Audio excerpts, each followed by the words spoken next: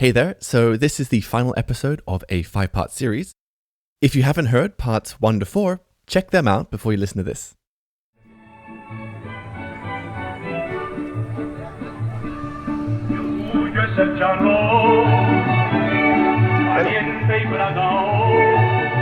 I'm back at that gathering of farmers where we met Olga back in episode 3.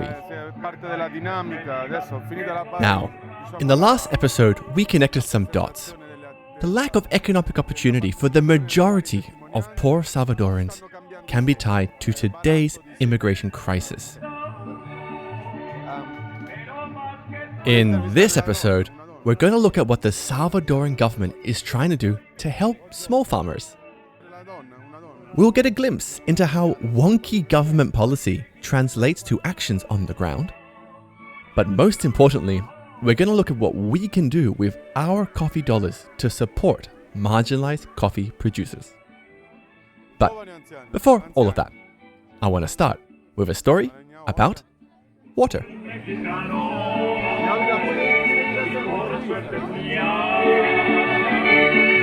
I'm James Harper, and this is Filter Stories, the untold stories hidden in your cup of coffee. ¿Ya no quería comer más, William? Está bien. So it's the end of a long morning. Everyone's had lunch, they're packing up. They cut the music. One by one, farmers leave, until I see this one man standing by himself. Walter, vos vas a Huachapán. My NGO contact introduces me. Yo soy ingeniero agrónomo, mi nombre es Walter Retana.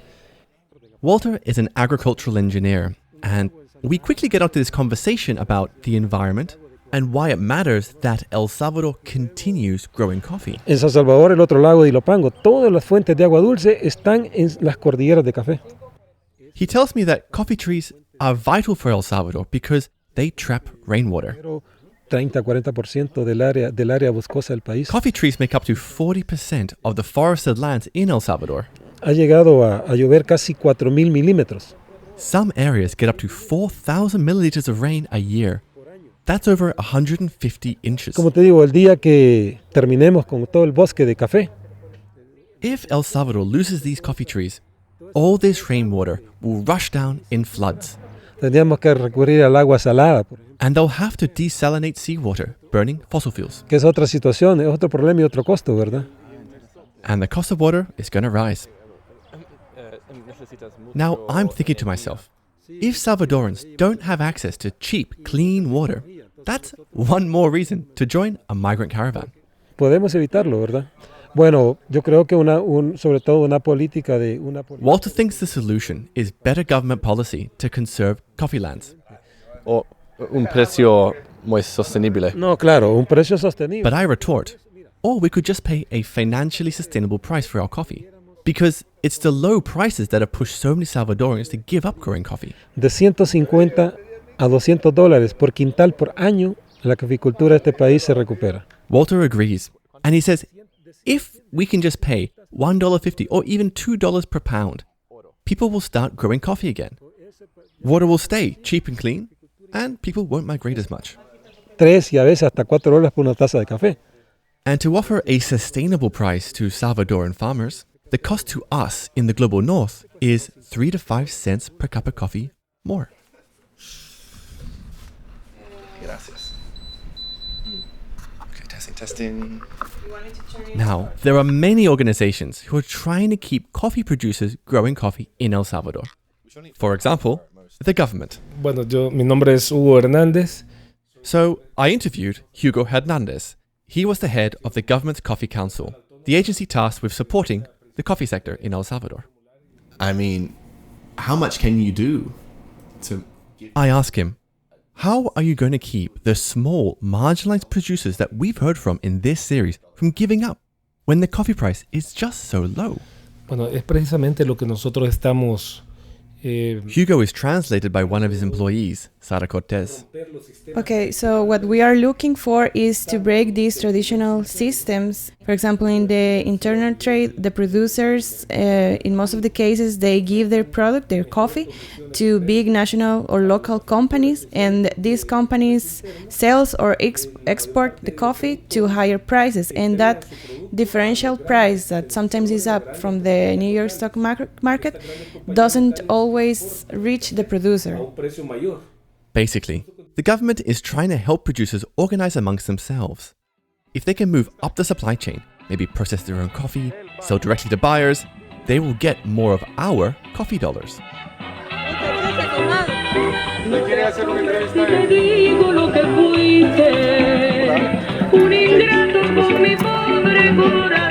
Now, what does this look like on the ground?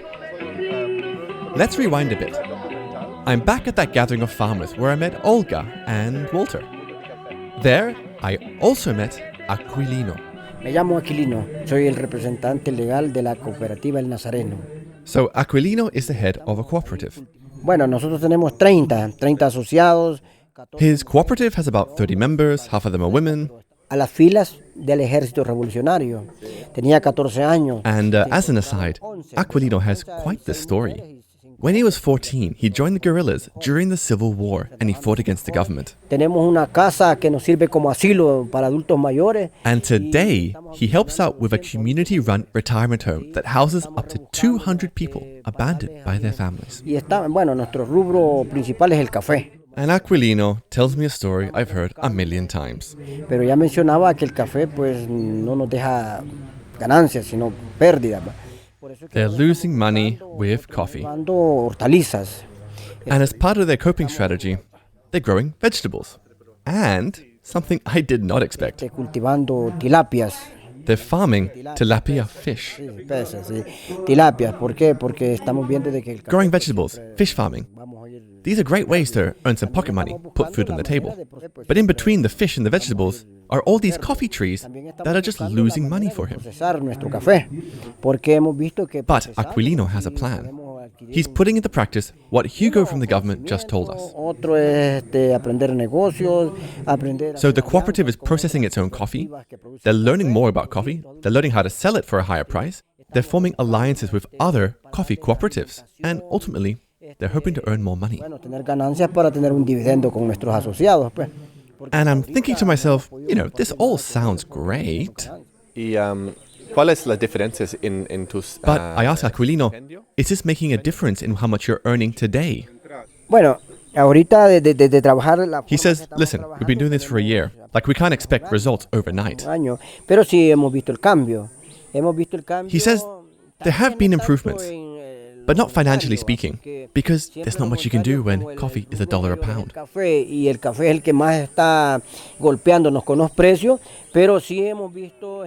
The overall message was, things are tough, but we have a plan, we're motivated, and things are going to get better in the future.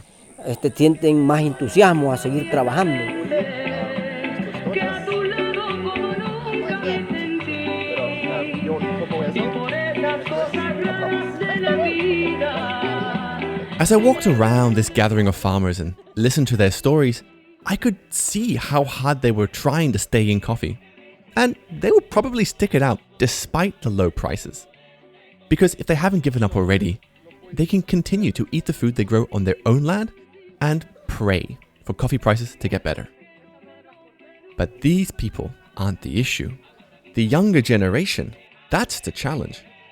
Because most of these coffee producers are in their 50s, their 60s. In a decade or two, they may be too old to work. And their kids don't want to get into coffee because it doesn't pay.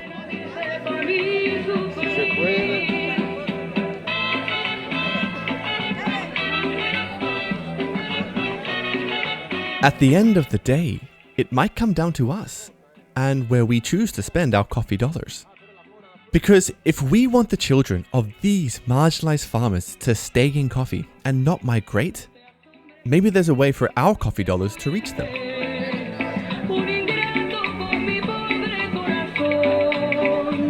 Now, you might be thinking, you don't want politics to get in the way when you buy a coffee. But the thing is, all the food we buy is tied to politics, where it was grown, under what economic and social conditions, who in the chain is making money.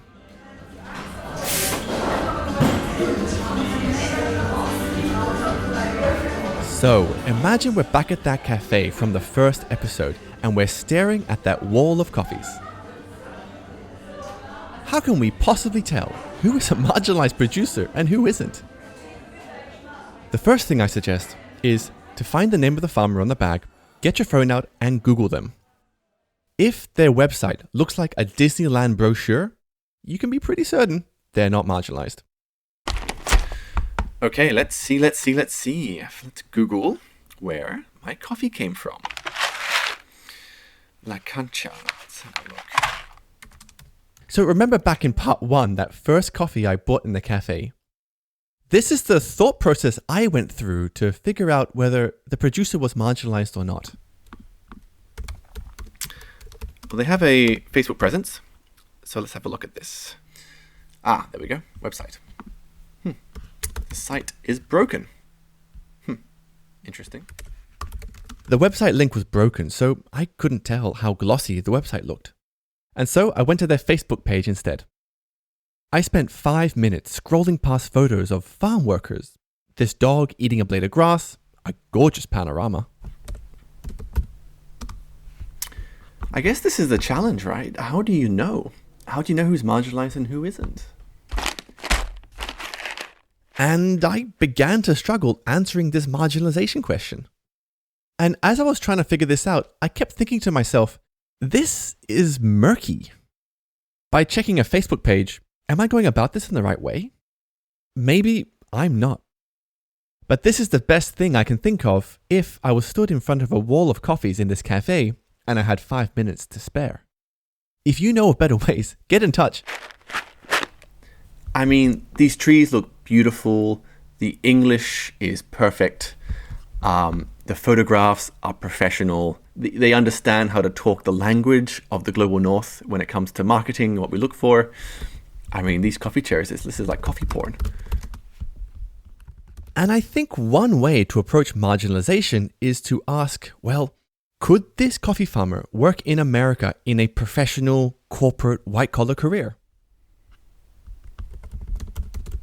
If he wasn't growing coffee, I get the impression this person will find other ways to make a living. Yeah, I don't think this guy's marginalized. That's it. I've said it, not marginalized. A delicious coffee. I'm really enjoying it. But next time, I probably wouldn't choose this coffee.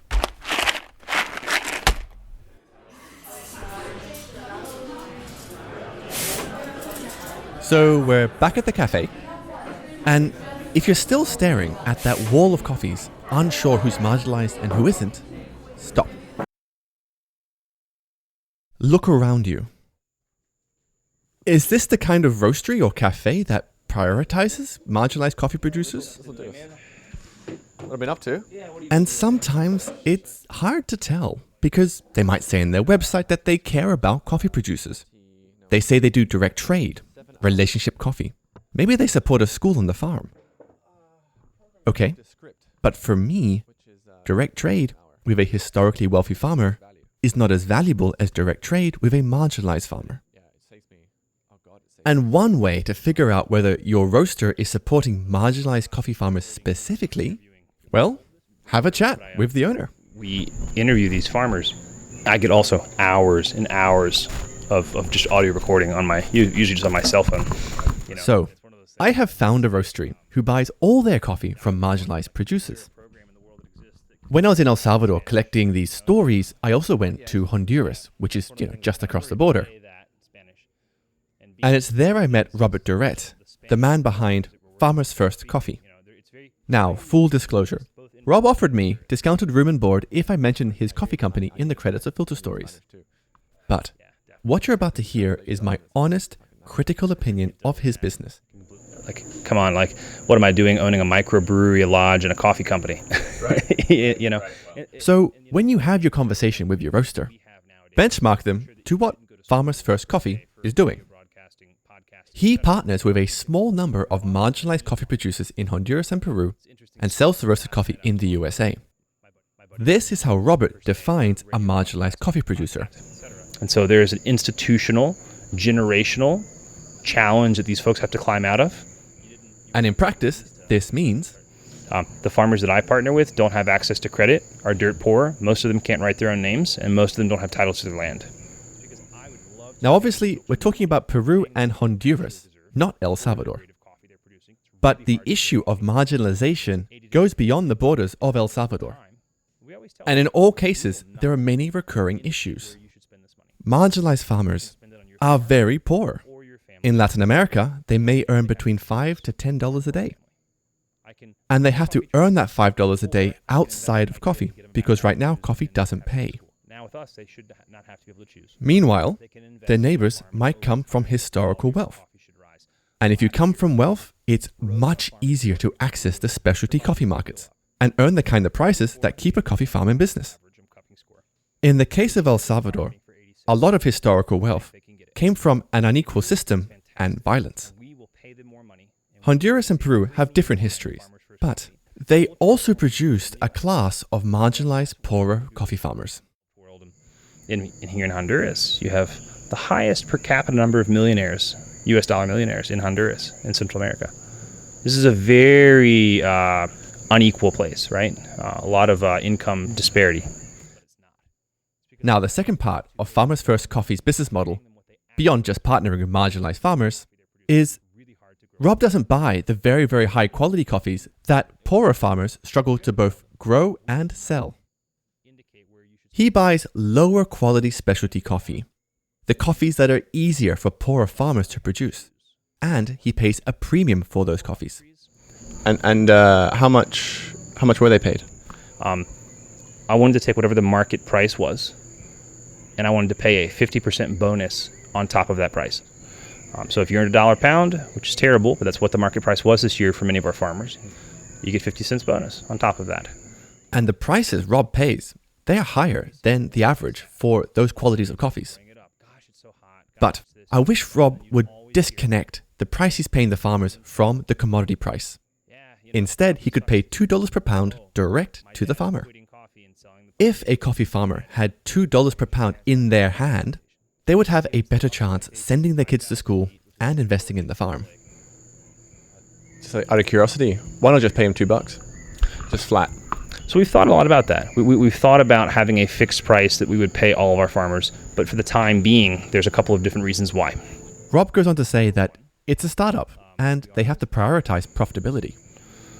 We are a business. I have no shame in saying this. We're not a nonprofit. He also says, look, all these other roasters are selling the same quality of coffee at lower prices than us. How do we stay competitive? But there are market rates. We operate in an open free market.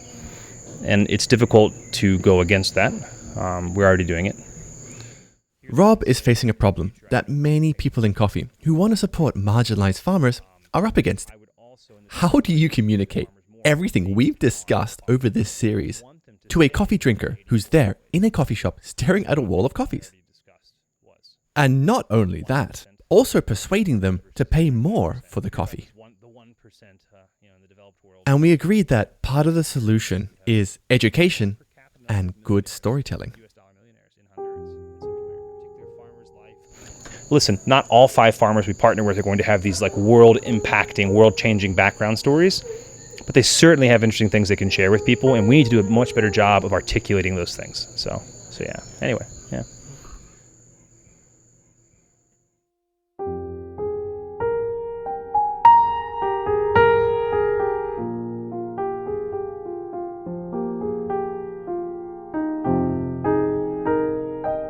I'd like to take a minute now and just reflect on my own personal journey in coffee. Maybe you'll feel the same way. So, when I got into specialty coffee about 10 years ago, I fell in love with this idea that we could support struggling farmers in emerging economies and have a delicious cup of coffee to boot. Back then, I thought my money was going toward the marginalized producers that we've heard from in this series. Olga del Carmen Ramírez, viuda de César. Me llamo Aquilino. Roberto Figueroa. Luis Ortiz Ordóñez. Jesús Salvador Ortiz. Back then, the term specialty coffee for me captured this humanitarian focus and the fact the coffee tasted really good. So my career progressed. I worked for a big roaster in Australia. I came to Berlin, managed the wholesale department for a specialty roaster. And then I started Filter Stories about 2 years ago.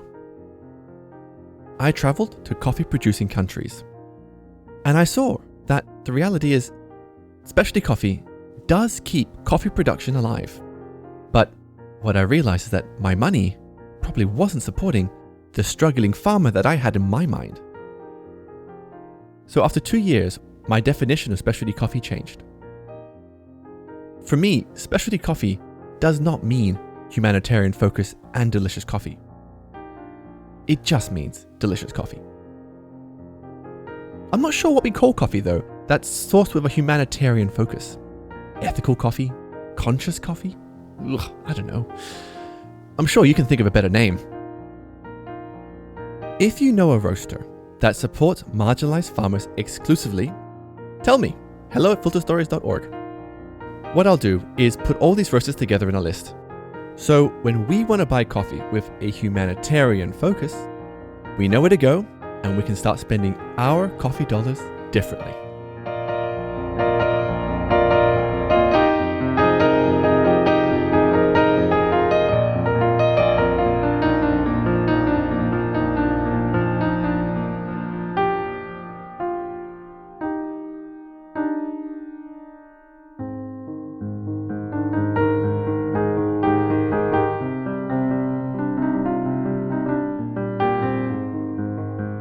Thank you for listening. So this series, as well as all of Filter Stories, is recorded, produced, and edited by me. I also write and perform the piano music. I want to give a huge shout out to Dom Edgley for sound mixing the whole series. If you like what you heard, and you would like this kind of sound quality for your own projects, you can contact Dom Edgley by going to domedgleysound.com. There are so many people to thank for this series, and I've written them all in the episode credits. This couldn't have been done without their help, and you know who you are, so thank you so much. I'm planning to create a little bonus episode for you. It's going to be the story of Álvaro's farm. You know, our economist. It's a smaller story, but it's very personal and adds another layer of context to everything that we've just heard these past 5 episodes. This Filter Stories logo was designed by Headquarters, which is a packaging and branding design team. You can find more of their work at headquarters.studio. And finally, if you enjoyed the series, please share it with your friends. And also write a review on Apple Podcasts. These are the 2 and really only ways of growing this little independent podcast. If you have thoughts around marginalization, where this show should go in the future, please reach out to me at hello@filterstories.org. Thank you so much for your support and your time. Until next time.